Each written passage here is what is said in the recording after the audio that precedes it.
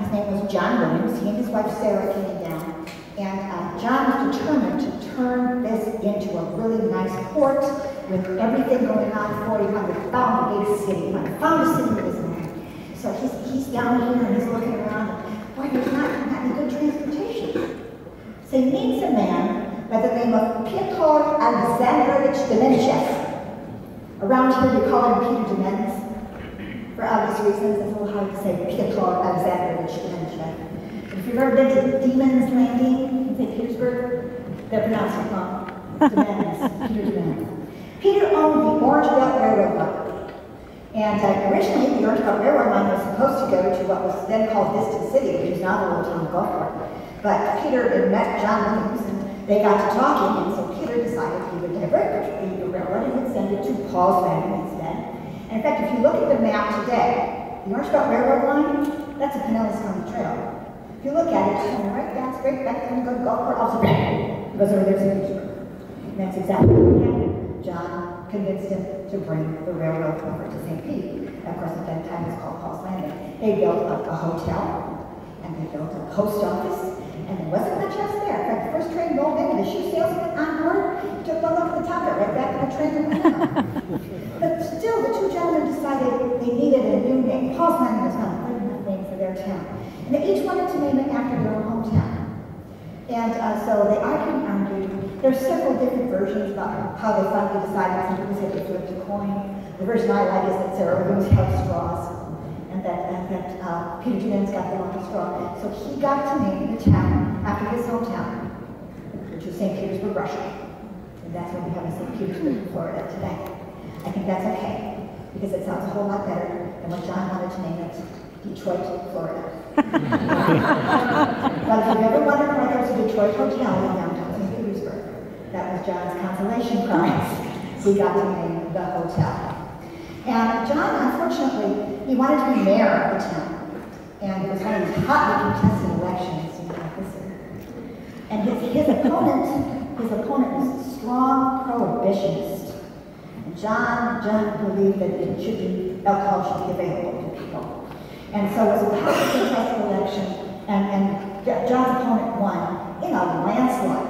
A landslide. The final vote was 18 to 12. But John, and remember, only men could vote. Only white men could vote, actually.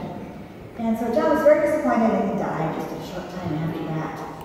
There are people who say that his spirit walks the halls of the Detroit Hotel to this day, and that he sometimes appears in the lobby. He's just feeling cheated. Now, he did not get to name the town. He didn't even get to be the mayor. Now, I have talked about hotels in the past, but I don't think I talked about the Illinois before. I talked about Cesar, I talked about the Floridian town. But I thought, I'll touch a little bit on St. Petersburg, and the Vinoy is one of the best stories in St. Petersburg. And the Vinoy was built by the name of Eimer Vinoy Lockher. Now, it's kind of an unusual name. He got the name because his father was reading a romance novel about a Arabian sheep named Eimer Vinoy. So he insisted that his son be named Eimer Vinoy. Just called real well with Lockher, or sort of Arabian Irishman, but it worked anyway, so that's his name. And he became a land developer, and he came down here to Florida, and he had a house. It still stands. It's a little white house. It stands across from where the Vinoy is now, the White House. And he had this little house, and he used to have parties at that house. And he always would start harping on his favorite topic. Now, some of you probably have friends who have, just have this pet topic that they want to harp about, just won't shut up about it. You know what I mean? You want to shake them and say, shut up. I remember Lockner's big pet project was he thought St. Petersburg needed to have a big, grand hotel. All they had was little kind of boutique-type hotels at that time and boarding houses. He said, we really need a grand hotel. And there were two friends of his at this party one night, and one of them was a famous golfer of the day by the name of Walter Hagen. And the other one was another land developer by the name of Eugene Elliott, and the two of them put their heads together and they said that they'd come up with a way to get him to shut up about a big hotel. So they take him out in the front yard. Now, I would have to admit that a lot of champagne did very good. So they take him out in the front yard, and Walter Hagen takes Mr. Lockner's pocket watch and he sets it on the ground. He takes some golf balls out of his pocket. He sends his manservant out to the car to bring back a driver. And so he's going to say, I'm going to hit those golf balls. I'm going to hit them off of the surface of your pocket watch, and I'm not going to scratch the crystal. Now, do you bet me that I can do that? Mr. Walker said, no, there's no way you could possibly do that. And Walter Hagen said, tell you what, here's my bet. If I can do that, 1, you have to shut up about building a Grand Hotel in St. Petersburg. 2, you have to actually build such a hotel yourself. And 3, you have to build it where the golf balls land. And sure enough, those golf balls 1, 2, 3, right up the face of that pocket watch, over into that field. The next day, the 3 men went over, found the man who owned it, wrote up a contract to buy the property in the back of a brown paper bag. Construction began on the Grand Hotel. This was 1925. Now, the contracts with the city required that the hotel be completed before 1926. So they opened up on December 31st, 1925. In fact, they were still painting some of the rooms upstairs as they were welcoming guests onto the first floor. But they made the deadline. They opened up in 1925. And yet before the end of 1926, before the building was even a year old, it had the reputation of being haunted. Supposedly there was a woman in a white gown that floats through the 5th floor. And her favorite room is 521, and she's been known to go in and out of the doors of room 521. Now, who might this woman be? There are actually a couple of distinct possibilities. Remember I said Eugene Elliott was in on the phone with this to begin with? Eugene Elliott was one of those really shady land developers. We had a few of those in Florida. In fact, when he came down here, he came to Florida specifically to sell shares in a new bridge that was going to be a toll bridge that was finally going to connect St. Petersburg and Tampa by actually going across Tampa Bay. He thought he was selling shares in a scam the entire time. He was appalled when he found out Mr. Gandy actually intended to build such a bridge. That's it. He sold the shares in the Gandy bridge, which was originally a toll bridge. And then he had his own land development, and lots were not selling, so he thought he'd try and drum up some interest. So he went and got some fake Native American artifacts and then planted them all around. So he could say, oh look, we found Native American artifacts here. Well, the unfortunate thing is people from the Smithsonian Institute got word, and they came down, and they immediately spotted the fakes. But they dug a little bit deeper and found some real Native American artifacts, and then wouldn't let us on the property until they conducted an archaeological dig on the site. So the first day of his life was June 15th, 1926. On that day, he found out he owed the IRS $125,000 in back taxes. Multiply that by 10. Oh my gosh. $1.25 million. $1.25 million he owed the IRS. On that same day, his wife Elsie, like a rat deserting a sinking ship, she filed for divorce. There was an ugly confrontation on the back steps of their house, with the two of them yelling and screaming at each other, which ended in Elsie falling down the stairs and striking her head on the ground. He did not seek medical aid. He just brought her up to their room, put her on the bed, and by 7 o'clock that evening, Elsie Elliott was dead. Now, even in a day like that, that kind of death was not going to go unquestioned. And so an inquest was scheduled to be held into the death of Elsie Elliott, and a man came forward, her name was Annie Gedston, and he said, I saw the whole thing. He intended to injure her, and he deliberately kept her from medical aid. He wanted her to die. So he was going to go on trial for murder based on Annie Gedston's testimony. But before the trial could begin, Annie disappeared. No one has seen Annie Gedston from that distance. So there was no one to testify. Charges had to be dropped. So who was our woman on the 5th floor of Illinois? Well, it could very well be the ghost of Elsie Elliott, reminding everyone that her death was never avenged. She never got justice for her murder, or possibly it's the ghost of the maid Annie Gedston. If she was murdered to keep her from testifying, well, then she has reason to haunt too. I don't know if any of you watched the Ghost Hunters, Jason and Raymond. A few years back, they came to Florida, and they actually did an investigation at Illinois, and they were there at the invitation of the Illinois, and I know that the Illinois specifically was hoping that they debunk everything. The Illinois doesn't like the reputation being haunted. Dunstar loves it. Illinois, no, they don't want anybody to know about it. So they invited them, and they were hoping they'd debunk everything. And they did debunk some things. There was a stairway, there were steps supposed to go across the ballroom floor. It's an air conditioner coming on, is what makes that sound. So So that was fine, they wanted that. And then they decided they were going to stay overnight in the hotel, and they set the cameras up. You know how they set all different cameras up? And so they're just looking at the film. They haven't even started their investigation yet. And the room that Jason is going to be staying in, which is 521, he's going to be staying in that room. And he looks at the picture, and he says, you know, I could swear that the closet door was closed when we left that room. So they ran the film back, and they ran it forward again. And sure enough, the closet door opens, and it doesn't fly over. Kind of slow, and then the ironing board falls out on the floor. Now, someone said, well, it's the ironing board. The ironing board fell and knocked the door open. Well, yeah, but what moved the ironing board?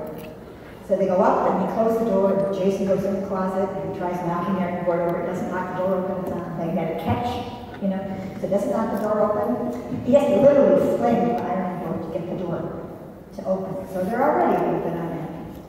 And then in the middle of the night, when they got the film going, the cameras going, the microphones going, and everything like that, and of course they always show you the interesting part. They cut all the arms out. But so there's a moment when Jason's sound asleep, and you see him start and wake up, and he's listening, and you don't hear anything.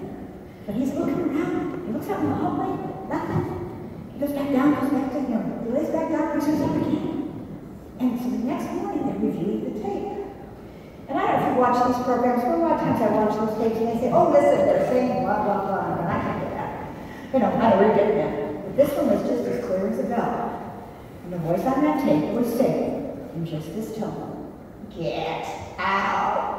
Just get out. When they played the tape the next morning for the young marketing girl who had invited them, she turned the color of that sheet herself. And they had to carefully reassure her that the hotel had been open since 1925 and no one had been hurt, so she could relax and not have to worry about the ghosts in her hotel. But obviously, the ghost of 521 was not debunked. Also, supposedly, the Vinoy Hotel really likes the Tampa Bay Rays. And so what he tries to do is help them out. But sometimes it's better at that than others. This was not a good year. But so that what they do is the ghosts, the spirits of the Vinoy, they annoy the visiting baseball players. The Vinoy is contractually obligated to put up the visiting baseball players who come to town to play the Rays. In fact, the year that the Rays made it to the World Series, the Vinoy had to cancel a whole bunch of reservations from people who had been given rooms to because they never thought the Rays would ever end up in the World Series. My goodness. So they have to put up these baseball players. And baseball players hate the fifth floor, and they hate to stay alone. And one gentleman said he woke up in the middle of the night, and actually he was from the Chicago Cubs. But so he's in the building, and he's looking up, and in front of his window, there's a man, and you can see the man staring in the window. It looks like one of those old-fashioned undertakers, with a tall top hat, and a scarf around the head. And he's got the high starched collar, he's staring into the room, and he's got these red eyes. Well, that would be creepy enough. But the baseball player's room was on the 5th floor. So not only was he, you know, kind of creepy, he was also hovering in the air. Or else he was really, really tall. But they also claim that the spirits will turn the water on and off, and rip covers off the bed. One baseball player was saying one night he was asleep, he likes to sleep on his stomach. And he was a Yankee, as a matter of fact, he probably deserved this. But he was sleeping on his stomach, and he woke up and he felt a hand pressing him down into the mattress. And he could barely breathe. And he did manage to get out a scream, and one of his fellow baseball players came from the other room, and together they dragged him off the bed. And he would not sleep alone in that hotel. He said, I will only sleep when I can share a room with someone else. So that is part of the story of the Vinoy Hotel in St. Petersburg. Okay, if you haven't, you really need to go. If I say it's a TARDIS, those of you who are Dr. Who fans know exactly what I'm talking about. Did you know, guys, that the Wi-Fi, they got it addressing you? The Wi-Fi is TARDIS, and the code is Bad Wolf. Yeah, only some of you get it, okay? But so this is a huge bookstore. They've got just about everything. I had some friends visiting one time who were looking for a particular book. They're all not in print. So we went over there to see if they could find it. He walked in, we got Ray, who was the owner of the store, and we asked him, and he said, do you want it paperback or hardcover? So you can usually find what you want at Haslam's. But Haslam's has a very particular ghost, a very famous man by the name of Jack Kerouac. So Some of you probably know Jack Kerouac, the writer, spent the last years of his life living in St. Petersburg. Of course, as a writer, he'd go hang in the bookstore. And it was Ray's father-in-law who owned the store at that time, Mr. Castle. And so Jack was friends with him. And he would go over to the store, and he would have tea or coffee. He would have tea or coffee with Mr. Castle. And before he'd leave, he'd wait to make sure no one was looking. He'd go over to the K section of the fiction, and he'd take his books out, and he'd put the Bible in alphabetical order, and put the Bible. And so he did continue to do that right until the day he died. And apparently after, as Ray says, even today, if he comes in on Monday morning, he goes over to the K section, Kerouac's books have been picked up and moved to eye level. Tell you a secret, when I go to Haslam's now, I take my books and move them to eye level. I call that pulling a Kerouac. But lately, they started to actually see him as well. Not by his own writing, but in the biography section, in the case. I guess he's checking out what people are writing about him. One of the employees said it was late, the store was closed up completely. She looked over at the biography section, and there was a man standing there who was just as real as he could possibly look. She was just about to say, "I'm sorry, sir, we're closed," and he vanished right in front of her eyes. And she went over, and that's exactly where he was standing, right in front of the Kerouac biographies in the biography section at Haslam's bookstore. There's another bookstore here in Tampa. Some of you may know it. It's called the Old Tampa Book Company. And the Old Tampa Book Company is a good name for it because there are no new books in here. Now, some of them are older than others. They have some very old first editions, some of them autographed. In fact, they have a book that's autographed by Groucho Marx. I don't know what they want for it, but it's really cool. There are all these wonderful old books, and some of them are very, very valuable. Now, when they took over the property, it had been unused for many years. Now, you notice I don't say empty, I just say unused, because it was full of stuff. Because before David and Ellen, who run the store now, before they took it over, the store had many years ago belonged to a man by the name of Richard Bennett, who was a tailor. And one day Richard Bennett decided he was done. He was going to retire, he had it. So he walked out, he locked the doors, and everything was still inside the store. All the cloth, the sewing machines, the scissors, the thread, the needles, everything was still there. It had gathered dust for years. And David and Ellen negotiated with the owner of the building. They actually got 2 months free rent in return for being willing to clean the place out before their bookstore.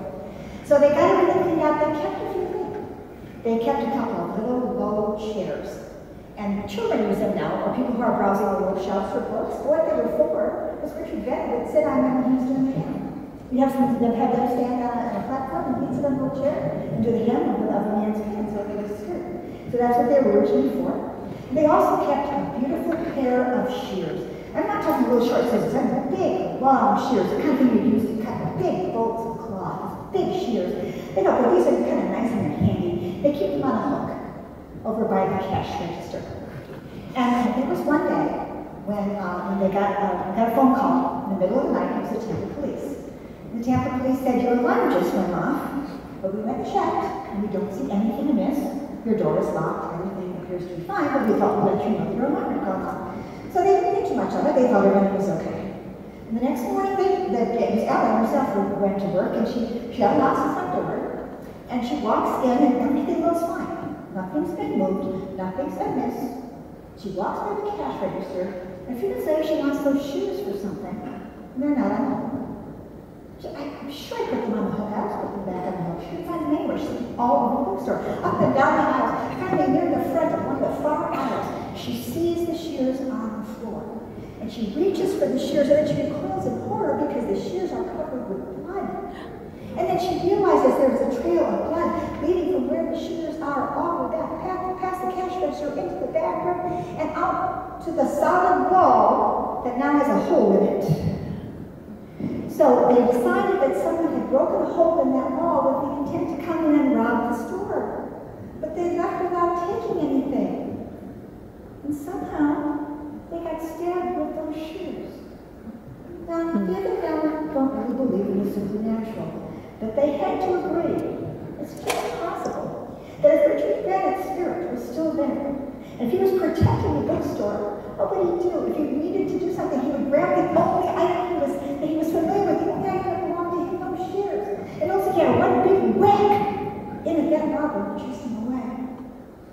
Now, I've always held the belief that a ghost can't hurt you. That they can scare you into doing something stupid. Like if you don't keep your head, you can drive off a cliff or ride your bike into a tree or something like that. But if you keep calm, you're going to be okay. But I guess this story proves that the provocation's big enough. Well, you know, a spirit's going to do what a spirit's got to do. You gotta defend the bookstore. Take the Florida Brewery. Yeah, work right there. Right there, you know, yeah. the building is not a brewery anymore, Yeah. but it was originally a brewery. And even before that, it's way back before the Fort Brooke was here, before the Spaniards were here, before the Seminoles were here, way back. When the ancient Native Americans lived here, the Tocobaga, the Calusa, the Tumuqua, and there was a spring on that site where that building is. And they considered that spring to be sacred, and it was the one place where they would meet together, and it would always be peace. They would never argue, they would never fight, they would never war, even the different tribes, they all would be peaceful around this sacred spring. Now, of course, when the Spaniards came, those ancient Native American tribes died out. When the Seminoles came down, a lot of people think that the Seminoles are indigenous to Florida. They're actually not. The Seminoles are actually renegade Creeks. They came down from Georgia, over from Alabama, some of them were from North Florida, and they came into a void that had been created by the laws of those original tribes. The name Seminoles actually had a corruption of the Spanish word Cimarrones, means wild ones, and they referred to them because they had left the Creek tribe. Many of them had taken in escaped enslaved persons into their bands, and so this was Seminoles were a whole different tribe than the original Native Americans that were here in ancient times. The Seminoles discovered the spring and they used it. And then after the Seminole Wars and the Seminoles were run out and Trail of Tears and they were moved on, well then Fort Brooke discovered that spring. And they called it the Government Spring. And the soldiers from Fort Brooke would go there to get fresh water. So it had been used a lot. And after a while it kind of got forgotten again until Vicente Martinez Ibor, I love saying that name. He came here from Cuba. And he was born in Spain, he went to Cuba to start a cigar manufacturing business, and then moved here to Florida. Another long story, but that's another year. But so he had come here, and he found the spring, and he thought it would really be a good idea if Ybor City had its own brewery. And he thought it would be a good idea because naturally his workmen wanted to have beer, and he also wanted to send beer, to export beer to Cuba. And so as a result, it would be a great place to build a brewery. So he hired a Dutch architect. It's modeled after a castle in the Netherlands. Ever wonder why the building just doesn't look like the rest of Ybor City? That's why. It's actually modeled after a castle in the Netherlands. And it's 6 stories tall. At the time it was built, it was the tallest building in the area. It is still the tallest building in Ybor City to this day. And because they were making lager beer, they needed that height to do the brewing process. And needed cold and everything for the brewing process. And of course, perfect because spring water, that's what you need for good beer, is good water. So it was Mr. Ybor and one of his main partners, Eduardo Herrera, that began the brewery. And they were very successful. And the very first opening day of the brewery, they had a huge party. Everybody was invited. Everybody from all the cigar factories, everybody from Tampa, everybody was invited to come to the brewery. Unfortunately, the brewmaster insisted that his beer was so pure that even though its alcohol content was the same as any other beer, it would not be intoxicating because it was so pure. Well, they proved that wrong the very first day. There was a man by the name of Eduardo Sandoval, who was a Cuban cigar maker. And there was an Irishman by the name of Dan Hogan, who was working in the ice house in the brewery. And the two of them reached for the same glass of beer at the same time. And an argument broke out, and there was cursing in Spanish, and cursing in Gaelic, and the next thing you know, Dan Hogan took that big mug of beer, and he hit Eduardo Sandoval over the head with it. And Eduardo died. And they took the body away, and they just kept right on partying. So, I mean, you can see why Eduardo might be just a little upset about partying like that. So, now the building sat empty for many years. It It actually was quite successful. Even during Prohibition, they continued to make beer because they were selling it to Cuba, and Cuba did not have Prohibition. So it was working out very well for them. Finally, somebody came in, government came in and closed it down, but it reopened right after Prohibition, and it kept going great, it was going great, guys, until the early 1960s. And then Castro took over in Cuba. And there was an embargo, and they couldn't sell beer to Cuba anymore. So at that time, the brewery closed, and it sat empty for a long time. For a while, it was a fallout shelter. You know, in case of nuclear war, go to the brewery. For a while, they stored tobacco in it. And then they boarded up some of the windows and stuff because they were storing tobacco in it. And finally, about 15 years ago, it was purchased by Dale Slopes Law Firm and reopened as a law office. And Dale Slopes says, oh, that place is definitely haunted. He said, I know for a fact that it is because when they were doing the restoration, there were all kinds of strange sounds and tools would be moving around, all kinds of things like that were happening. He said, you know, I can be there late at night. And if I listen, I hear just down the hall, like it's just around the corner. I hear the sound of a voice, and I can't make out exactly what they're saying, but there's a thick Spanish accent to it. And I go and try to find him. I grab a flashlight. He's braver than I am. I would not be going after him. I find a flashlight, and I go chasing it down, and I never find anybody. There's never anybody there.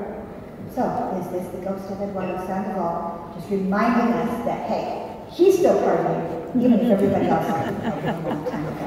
There's actually another reason that some people think it may be haunted. There's an eminent historian here in Tampa, he's deceased now, but his name was Tony Pizzo. Very, very eminent historian here in Tampa. And he wrote an article about how he believed that that was the spot of the very first legal hanging in Tampa. A man by the name of Jose Perfino was actually arrested for a murder. It's dubious as to whether he really did it or not, but he was tried and convicted and sentenced to hang. And so as a result, even though Tony said, no, the records are exasperatingly silent, but I believe this first legal hanging happened on this spot. I actually went and found Jose Perfino's grave in Oakland Cemetery. It doesn't say hung. If you look at the graves of people who were executed or people who were lynched, the gravestone either says hung or hanged. One of the two, it doesn't say that, but Jose says killed. It doesn't say hung or hanged. So that got me thinking. So I started doing some research, and I discovered there was no hanging there. Because you see, Jose Perfino escaped from jail 6 days before he was scheduled to be executed. And I found this in the files of the Florida governor of that day, because they put out a $100 reward to get this man back. And there's actually a record of someone collecting the reward because he shot Jose Perfino and brought the body back to Tampa, and he's buried in Oakland Cemetery. Now, you could say it really doesn't matter. Guilty, innocent, hung, shot, Jose Perfino's just as dead. And it doesn't mean he doesn't haunt the place. So perhaps he wants to haunt it just because that's where he was supposed to be executed. Sometimes ghosts and their hauntings don't follow a line of logic.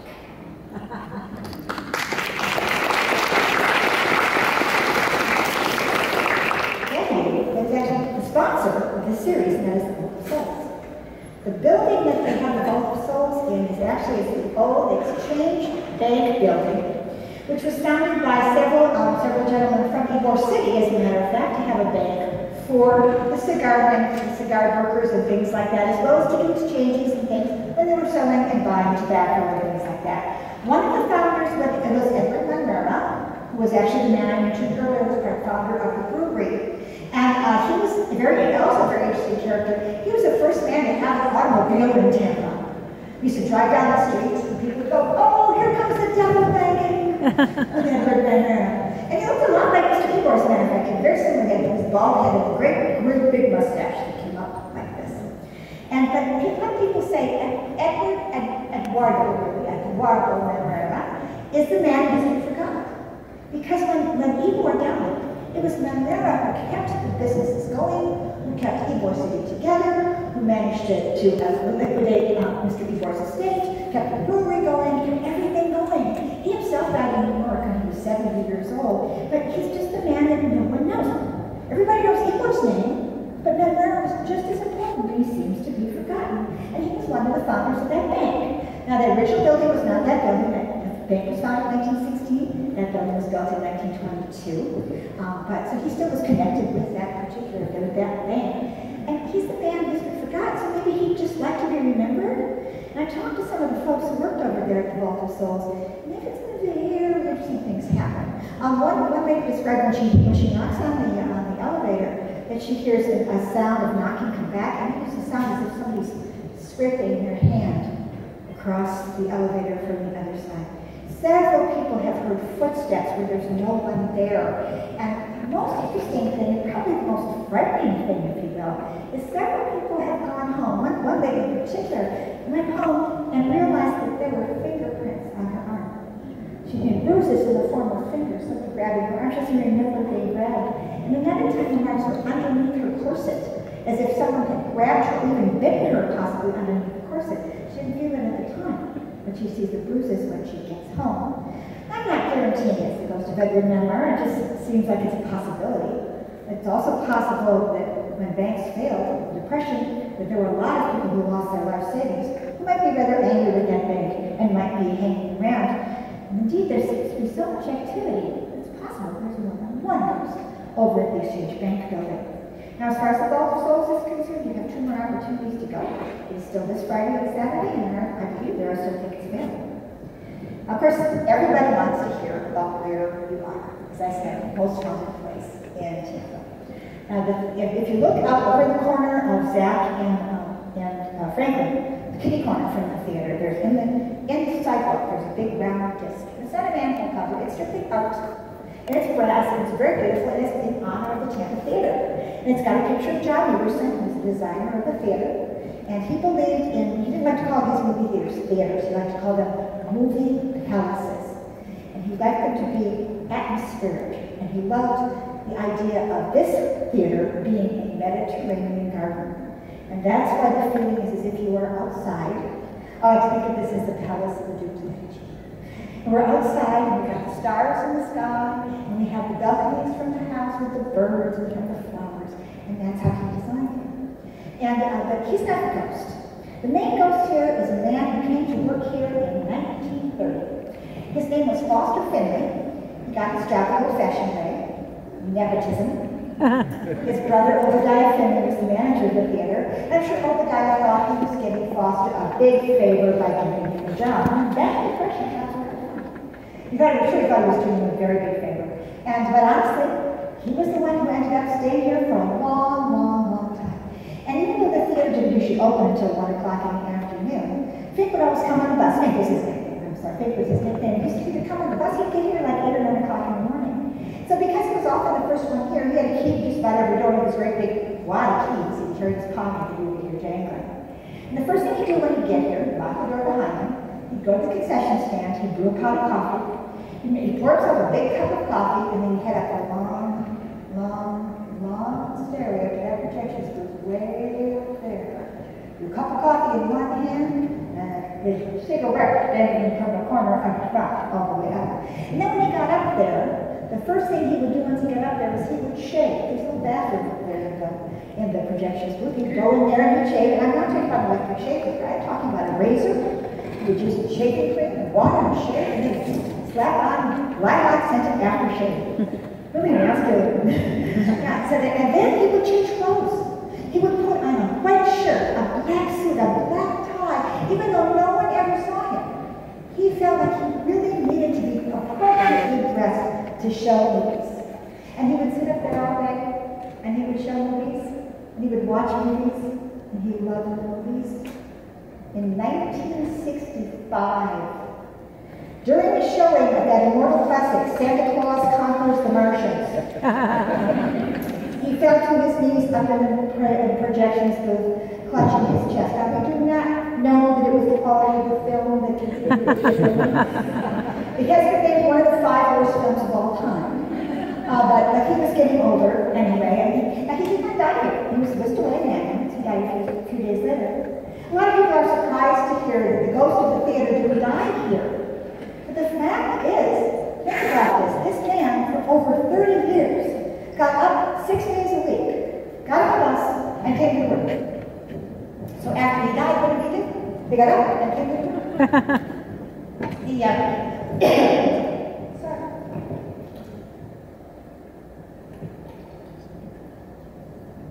Of course, they had a new projection set to that. A new projection set fate would just not leave him alone. He said he would come to work, and he'd start up that long, long, long stairway, and he'd smell coffee, as if someone was walking behind him with a fresh cup of coffee, and he'd turn, and there'd be no one there. He'd take a few more steps, and he'd smell the cigarette. Of course, you're not supposed to be smoking in theaters by 1965. He'd turn, and there's no one there. He'd get the projections booth, and he'd smell first shaving cream, and then the strong scent of lilacs. And then, right before the movie was supposed to start, the door to the projections booth would open really slowly, and you'd hear the janking of keys, and it would slam shut. He said all of that he could have dealt with. The problem was when it came time to change the big roll of film on the projector, he's ready to change his big roll of film. He figures he's got 5 minutes before he has to do anything. He feels a poke on his arm. So he doesn't do anything for another minute, he's poke. And finally, if he doesn't change the film right away, he said one time he actually felt a hand grab him by the shoulder and shake him. And there was no returns. He quit after 2 weeks. Now, a lot of projections obviously have come and gone since Pink died in 1965. And most of them have recounted how they've benefited over the years. In fact, I talked to one of the current projections who said one of these days Pink is going to get him into some serious trouble because he's a smoker and he follows the rules. He only has the cigarettes outside. The people will smell cigarette smoke on that long, long stairway. And so he's been smoking, and they'll give him heck for smoking in the theater. He said it's really hard to convince your coworkers that it's a ghost making a cigarette smoke. Now, there are a couple other ghosts here. There is a woman in white who is seen in the balcony. There was a psychic came to her, said the woman's name was Jezebel, and it's a long flowing gown, and that she died before the theater was ever built. She was run down by a carriage on the street back in Dirt Road, right in front.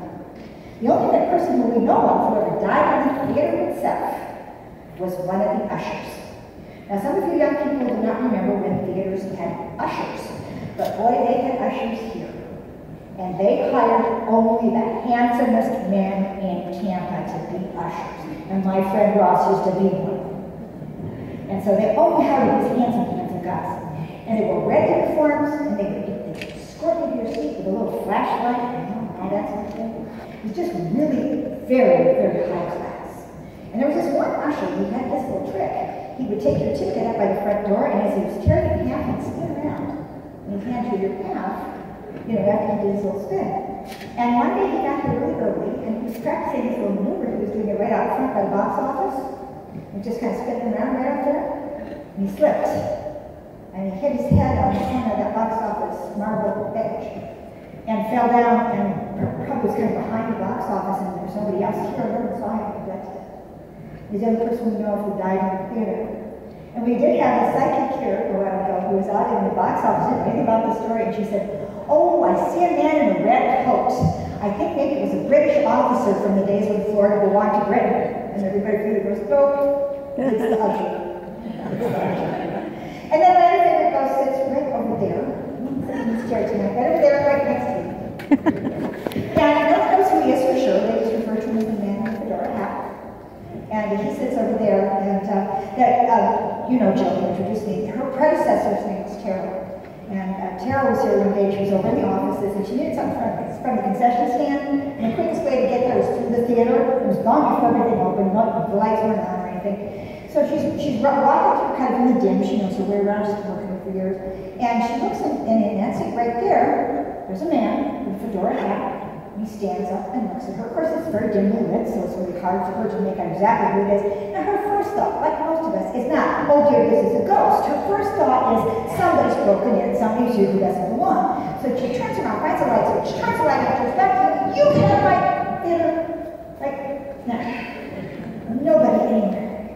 Nobody anywhere. He's been seen by lots and lots of different people over the years, and when they've done investigations, they've often got all kinds of readings from that seat. And he's become my new favorite ghost, because last year, when I was telling his story, I looked up, and the shadow of a man with a fedora hat walked across the back of the theater. There was no one here that night in a fedora hat, so he's my new favorite. Thank you so much for coming.